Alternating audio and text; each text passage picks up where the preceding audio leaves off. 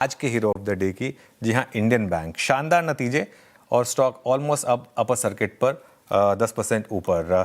आशीष के पास चलते हैं, जानते हैं ऐसा मार्केट को क्या पसंद आ गया। Ashish, good afternoon. Good afternoon sir. और नतीजों का कल एस्टिमेट हम आपके साथ शेयर कर रहे थे, तभी भी बताया था कि नतीजे हर पैरामीटर पर काफ़ी स्ट्रॉन्ग आने वाले। अब खास बात है कि जब नतीजे अच्छे होने का ऑलरेडी अनुमान हो और थोड़े से स्लाइटली बेटर देन एस्टिमेट्स आ जाएं तो मार्केट खुलकर रिवॉर्ड करता है। 10% ऊपर ये स्टॉक आपको नजर आएगा और आप किसी भी पैरामीटर पर देखें तो नंबर्स बढ़िया ही नजर आएंगे। अब मुनाफे की बात करें तो पिछले साल के मुकाबले 10% की बढ़त देखने को मिली है।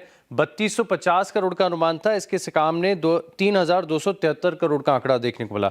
नेट इंटरेस्ट इनकम यहाँ पर आप देखें तो 7435 करोड़ के एस्टिमेट जो है 7370 के थे, उसके मुकाबले 7435 करोड़ यानी 17% की बढ़त आपको देखने को मिली। अगेन एक नंबर जो है बेटर देन एस्टिमेट है। वहीं अगर आप प्रोविजंस की बात करें तो ये स्लाइटली एज पर एस्टिमेट देखने को मिला, लेकिन मार्केट को पसंद आए डोमेस्टिक निम्स की बात करें तो 3.41% आए हैं, जो कि सीक्वेंशियली 3.35% थे और पिछले साल भी 3.35% थे। लेकिन खास बात यह कि मार्केट अनुमान लगा रहा था कि इस बार जो निम्स है ये तकरीबन 3.2% के देखने को मिलेंगे, जो कि 3.41% आए, तो अगेन बेटर देन एस्टिमेट्स हैं। वहीं स्लिपेज रेशियो की बात करें तो 0.94% से घटकर 0.77% हो गया। सीडी रेशियो 81.06 है और असेट क्वालिटी के हिसाब से आप देखें तो इंडियन बैंक पहले भी काफ़ी बढ़िया था और इस क्वार्टर में भी आप देखें तो बहुत ही स्टेबल असेट क्वालिटी यहाँ पर दर्ज की गई है। 1.98% से जो GNPAs हैं वो घटकर 1.86% हो गए। नेट NPAs बिल्कुल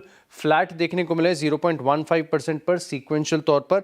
और बाकी के पैरामीटर्स पर देखें कई सरकारी बैंकों के तुलना में इंडियन बैंक के जो ROAs हैं ऑलरेडी काफ़ी स्ट्रॉन्ग है और 1.28% से अब 1.31% ROAs देखने को मिले, जो सीक्वेंशियली आंकड़े हैं। अगर आप ROE की बात करें तो 18.98% से बढ़कर 19.48% है। वहीं यील्ड ऑन एडवांसेस यहाँ पर एक इंप्रूवमेंट देखने को मिला।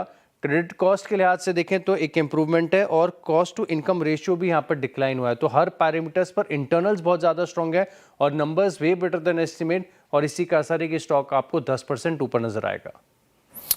जय इंडियन बैंक वाकई एक इसने ना सिंक होते हुए इंडेक्स को बचाया है ना। कल तक हम मिस कर रहे थे, परसों तक हम मिस कर रहे थे PSU बैंक्स को, आज इसने एक बार निफ्टी PSU बैंक इंडेक्स पे रखिएगा। राजेश अग्रवाल जी वाकई आई मीन जो लॉस्ट ग्लोरी थी ना PSU बैंक्स की, वो इसने लौटाई है। और ये सारा हुआ था शुरू जब SBI के नंबर्स थे, उसके बाद फिर कूट का चलना वो PSU बैंक्स को कभी भाता ही नहीं है। आपकी इंस्टीट्यूशन की अलाइनमेंट कैसी है PSU बैंक्स में, क्या चीज़ कर रहे हैं, क्लाइंट्स को क्या राय दी गई है? वीरू जी, अगर आपको ध्यान हो तो मैंने हमेशा PSU बैंक्स का साइड लिया है, क्योंकि बैलेंस शीट सबकी क्लीन हो चुकी थी, वैल्यूएशंस अच्छे थे। बैंक ऑफ महाराष्ट्र एक ऐसा स्टॉक जो कि 40-42 रुपया से लगातार मैंने आपके साथ चर्चा करी यहाँ पे, जो अब 83-84 तक आ गया। और हमें लगता है कि जिस तरीके के नंबर्स उसके क्वार्टर ऑन क्वार्टर आ रहे हैं, हर क्वार्टर अगर आप देखो तो उसके बेहतर नंबर आते हैं।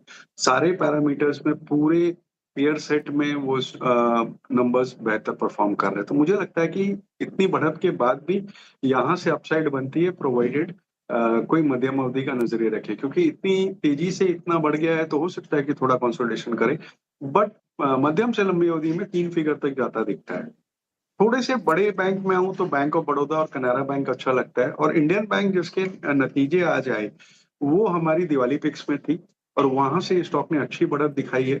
आज जिस तरीके के नंबर आए हैं, फिर वो चाहे नेट प्रॉफिट के हों जो कि 10% के आसपास बढ़ा, नेट इंटरेस्ट मार्जिन 16.92 आया है, डोमेस्टिक एनआईएम्स अच्छे आए हैं, ये सारे पायदान पे इतने शानदार नतीजे, मैं समझता हूँ थोड़ा सा यहाँ से करेक्ट करे। 10% तो ऑलरेडी बढ़ गया है नतीजों के बाद, थोड़ा सा करेक्ट करे, 850 840 तक आए